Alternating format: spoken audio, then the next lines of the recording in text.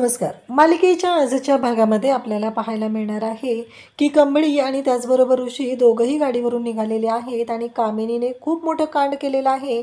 कमळीचा accident करायचं ठरवलेलं असतं आणि तिला दिसत असतं व्हिडिओवरती की कमळी गाडीवर आहे आणि नेमका ॲक्सिडेंट होतो आणि ऋषी एका तिथे दगडावरती आदळलेला आहे. त्याचं डोक्यातून रक्तस्राव सुरू झालेला आहे. इकडे कमळीसुद्धा खूप घाबरलेली असते. त्यावेळेस आता अनिकाला खूप राग आलेला असतो. अनिका मात्र पिसाळलेली असते आणि तिने रागिणीचा गळा आवळलेला असतो. त्याचबरोबर कामिनीला सुद्धा ती म्हणत असते की तुला कळतंय का, तू माझ्या रशला काय केलंयस हे सगळं, माझ्या रेशचा ॲक्सिडेंट झाला आहे, मी म्हणत होते तरी मला बघू दे, तिथं गाडीवरती कोण आहे, कोणाच्या गाडीवरती आहे. तेव्हा कामिनी म्हणत असते की अगं तू काय बोलतेस हे सगळं, तुला कळतंय का, मी तिथंच होते ना, आपण पाहत होतो ना सगळेजण, तुझ्या लक्षात येत नाही आहे का अनिका, तू काय बोलतेस हे सगळं, असं ती बोलत असते. तेव्हा मात्र इकडे या सगळ्या गोष्टी चालू असतात. कमळी मात्र धावतच इकडे ऋषीला घेऊन हॉस्पिटलमध्ये पोहोचलेली असते. प्लीज तुम्ही यांना ॲडमिट करून घ्या, ॲक्सिडेंट झालेला आहे, यांच्या जीवनाचा प्रश्न आहे, असं ती सांगत असते. परंतु गोष्टी मात्र घडत असतात, त्या वेगळ्याच घडत असतात आणि अनिका त्या क्षणी तिथं आलेली असते आणि कमळी स्ट्रेचरवरती ऋषीला घेऊन चाललेली असते. अनिका तिथे थांबते, ते स्ट्रेचर पकडते आणि कमळीला म्हणते की तुझ्यामुळं माझ्या ऋषीची अवस्था अशी झालेली आहे, असं म्हणत खानदेशी कमळीच्या कानाखाली वाजवते. आता खरं तर कमळीचा काहीच दोष नसतो. कमळी तर तिथं म्हणत असते की लवकर ॲडमिट करून घ्या, लवकर ॲडमिट करून घ्या. तिथं ॲडमिट करून घेणारं कोणी नसतं आणि तिला सगळेजण सांगत असतात की जोपर्यंत पोलीस येत नाही आहेत तोपर्यंत आम्ही त्यांना ॲडमिट करून घेणार नाही, अशा पद्धतीचं समोर आलेलं असतं. तेव्हा मात्र इकडे धक्का बसलेला असतो, तो वेगळाच असतो. कारण कमळीला खरं तर कळत नसतं की आता करायचं काय, या सगळ्यातून मार्ग कसा काढायचा आहे हा प्रश्न पडलेला असतो. तेवढ्यातच आता तिथे कामिनी आणि रागिणी दोघेही तिथं आलेले असतात. कमळीला तिने हाकलून दिलेलं असतं, आत्ताच्या आत्ता निघायचं आहे तिथून. आणि मग इकडे अनिका पुन्हा ओरडायला सुरुवात करते. ती म्हणत असते की बाद झालं, आता मी काही ऐकून घेणार नाही. आणि मग रागिणी म्हणत असते की अनिका शांत हो, तुला कळत नाही आहे का बच्चा, तू शांत हो, असं म्हणत ती अनिकाला शांत करत असते. पण अनिका म्हणत असते की बाद झालं, मी अजिबात ऐकणार नाही आहे तुझं, कारण तू हे सगळं जे काही बोलत आहे ना ते पूर्णपणे चुकीचं बोलत आहे, तुझ्या लक्षात येत नाही आहे तू काय केलेलं आहे, असं ती बोलत आहे. तुला तुझं पडलेलं आहे, इथे माझा ऋष आता कोणत्या अवस्थेत आहे तुला माहिती आहे का, असं अनिका ओरडून ओरडून बोलत असते. तेव्हा मात्र आता तिथे नयनतारा आल्यानंतर सगळा प्लॅन सुरू करायचा आहे असं कामिनीने ठरवलेलं असतं. एकदा का नयनतारा आली की मग सगळ्या गोष्टी क्लिअर होतील हे सगळं समोर येत असतं. तेव्हा मात्र इकडे आता नयनतारा त्याचबरोबर ऋषीचा भाऊ बाबा सगळेजण पोहोचलेले असतात आणि सगळ्यांनाच तिथे धक्का बसलेला असतो. सगळेजण म्हणत असतात की ऋषीची अवस्था कशी, हे सगळं कसं झालंय, साहेबासुद्धा तिथं आलेला असतो. आणि तेव्हा ती सांगते नयनताराला की हे सगळं त्या कमळीमुळे झालेलं आहे, कमळी त्या गाडीवरती त्याच्या पाठीमागं बसलेली होती.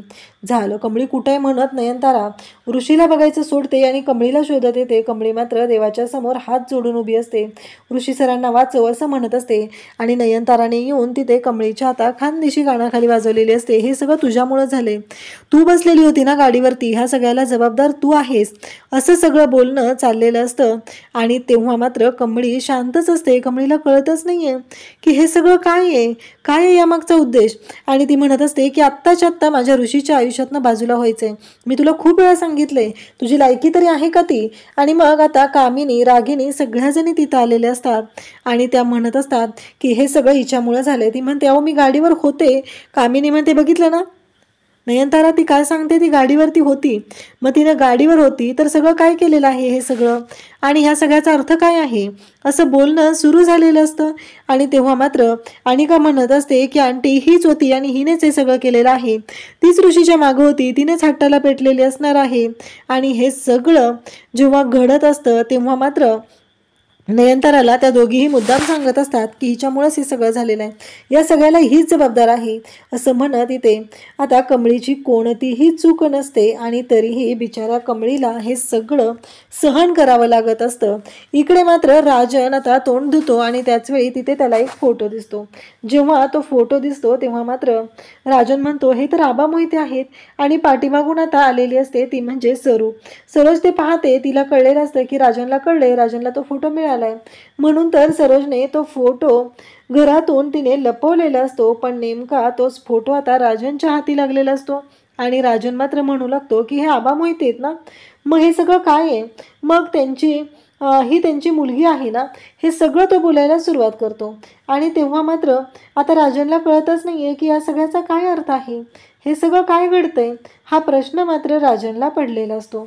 आणि त्याचवेळी ती म्हणते की नाही, ते ना आम्ही इथं राहायला यायच्या आधीच ते गेलेले आहेत, त्यानंतर काही दिवसातच ते, असं ती सांगू लागते. तेव्हा मात्र राजन म्हणत असतो म्हणजे, राजन अक्षरशः हात जोडतो, प्लीज सांगा ना, त्यांची एक मुलगी होती, तिचं नाव गौरी होतं, आणि त्याचबरोबर त्यांच्या बाबतीत ना तिला एक मुलगी होती, हे सगळं तो बोलत असतो. तेव्हा मात्र ही सांगत असते की नाही हो, म्हणजे तसं काही आम्हाला माहीत नाही आहे, ती काही माहीत नाही आहे, असं ती सांगते आणि सरोज तिथून निघून जाते. राजन अक्षरशः तुटलेला असतो, त्याला कळत नसतं की हे सगळं काय घडतंय, मी किती प्रयत्न करतोय, ह्या सगळ्या गोष्टी अशा पद्धतीने का घडत आहेत, हा प्रश्न मात्र राजनला पडलेला असतो. आणि राजन म्हणत असतो की नाही, काहीही झालं तरीही मला हे सत्य शोधावंच लागणार आहे.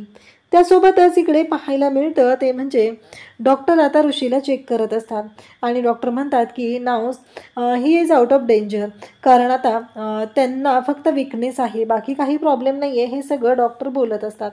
तेव्हा मात्र बाकीचे सगळेजण तिथे आलेले असतात आणि हे सगळेजण पाहत असतात. तेव्हा सगळ्यांनाच धक्का बसलेला असतो आणि मग डॉक्टरांनी आता नर्सला सांगितलेलं असतं. तेवढ्यातच तो कमळी कमळी असं बोलू लागतो आणि पुन्हा तो कॉन्शियस होतो, त्याची तब्येत पुन्हा डाऊन होऊ लागते. तेव्हा मात्र डॉक्टर नर्सला सांगत असतात की काळजी करू नका, सगळं व्यवस्थित होणार आहे, पेशंट आता नॉर्मल आहे, आता विकनेस आहे फक्त तेवढंच, बाकी काही काळजी करायची गरज नाही, असं डॉक्टरांनी स्वतः सांगितलेलं असतं. तेव्हा मात्र आता सगळेजण बाहेर वाट बघत असतात, नयनतारा वगैरे सगळे वाट बघत असतात, ऋषीची अवस्था काय झाली आहे हा प्रश्न पडलेला असतो आणि सगळेजण तिथे पाहत असतात. आणि त्याच वेळी आता ऋषीची वाट बघत असतात, ऋषीच्या बाबतीत अपडेट हवे असतात. आणि मग डॉक्टर बाहेर येतात, डॉक्टरांना विचारलं जातं. तेव्हा डॉक्टर म्हणतात की ते आत्ता सध्या आहेत, नॉर्मल आहेत, त्यांचा रक्तस्राव खूप झालेला आहे, त्यामुळं ते बेशुद्ध आहेत आणि ते शुद्धीवर आले होते. तुमच्यापैकी कमळी नाव कोण आहे, तुम्ही ओळखता का? तर हे सगळेजण सांगू लागतात की नाही, कोणी नाही आहे, आम्हाला नाही माहिती कमळी नाव कोणाचं आहे, असं सगळं बोलणं चाललेलं असतं. तेव्हा मात्र डॉक्टर म्हणत असतात की ते शुद्धीवर आले होते आणि त्यांनी 2 वेळा कमळी हे नाव घेतलेलं आहे. तेव्हा नयनतारा म्हणते की नाही माहिती, आम्ही कोणी कमळीला ओळखत नाही आहे.